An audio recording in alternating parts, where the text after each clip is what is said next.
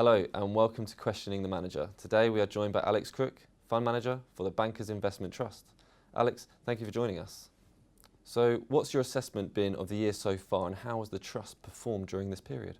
Well, the year so far has been mainly sort of ups and downs really, so not really making an awful lot of progress for a lot of markets. Some of that is a mixture of economic growth sort of slowing, moderating in places like China, definitely within Europe. Although the US has been a very sort of strong point for economic activity, Trump's sort of tax cuts coming at the end of last year, firing the economy forward. So, economically wise, a bit of a mixed bag really, but politics has been at the front of a lot of decisions really when you're looking at emerging markets being a difficult area. Again, the trade tariffs that Trump has been instigating also having effects on markets, on sectors, on industries and on stocks. So quite a difficult environment, I think, for a stock picker. You've got to have good conviction and find stocks that are growing in this environment and are not being downgraded in terms of their earnings outlook. So I think broadly the trust is up year to date, which is good news. But some areas we're winning in, particularly stock selection in North America and in Europe, in places like Asia and Japan, a little bit more tricky really trying to find that way through stocks and trying to find the ones that have not been too affected by those politics and some of that slowing economic growth. And what have you been doing to the Trust portfolio in that time? Have there been any notable changes to the portfolio list and how have you been using the gearing facility? So in terms of the portfolio for the year, it's really been all about stock selection and just really diving into all the companies we own, really having conviction that we're owning them for very good reasons, for a growth outlook, for a re-rating in the valuation of those stocks, and try and just increase that conviction in names and in ones where we're a bit more uncertain, maybe taking some profits or selling outright and moving on. So we haven't changed a lot the overall allocation to geographies, to markets. That's been pretty much the same that we carried through from the year end.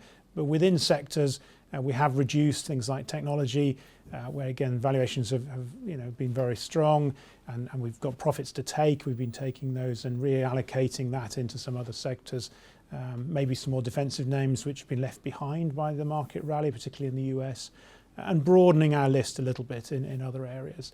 Financials has been one area that's been very hard as well and very tricky. There, lots of value, but really resisting trying to buy deep value in that area, sticking with quality. So that's broadly what we've been up to year to date. There are plenty of headlines at the moment about Brexit, trade wars and European politics, bringing uncertainty back to global markets. But from an investor's perspective, there's always opportunities. So which markets, regions or sectors are you positive on right now? So I think maybe starting from areas that we are positive and see some opportunities, probably from a sector point of view, trying to be a little bit more contrarian, I think, in these sort of markets. So I think there are some opportunities where the clouds are quite heavy and it's difficult to see an outlook, but actually when you dig into what companies are doing, they're improving themselves, their balance sheets, the cash flows and the outlook. And I think the one area is financials. Again, interest rates are beginning to rise in some markets, which is worrying some investors. But actually, when you look at the capital bases now in many banks and insurance companies, much more stronger than they were pre-crisis in 2006-07. So in much better position to start with. Cash flows are good. Lending is picking up as well. So opportunities to increase profitability in the future and very low valuations. So I think one area there we like. Other areas of contrarian value, I suppose, autos, again, a sector experiencing a lot of change, diesel, petrol, maybe electric in the future. But again, opportunities there. The market has derated that sector very heavily. And I think there's some value in there. Also in industrials, again, got to be careful because of these trade tariffs, but I don't see those being a multi-year, sort of 3 or 4 year issue. And again, the market is showing some opportunities. So sector by sector, interesting. From a geography point of view, still broadly happy with Japan.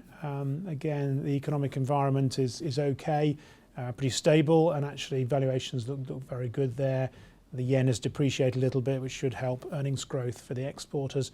And I think, again, it's hard to put a finger on it, but maybe the UK has fallen too far. Maybe sterling has fallen a little bit too far.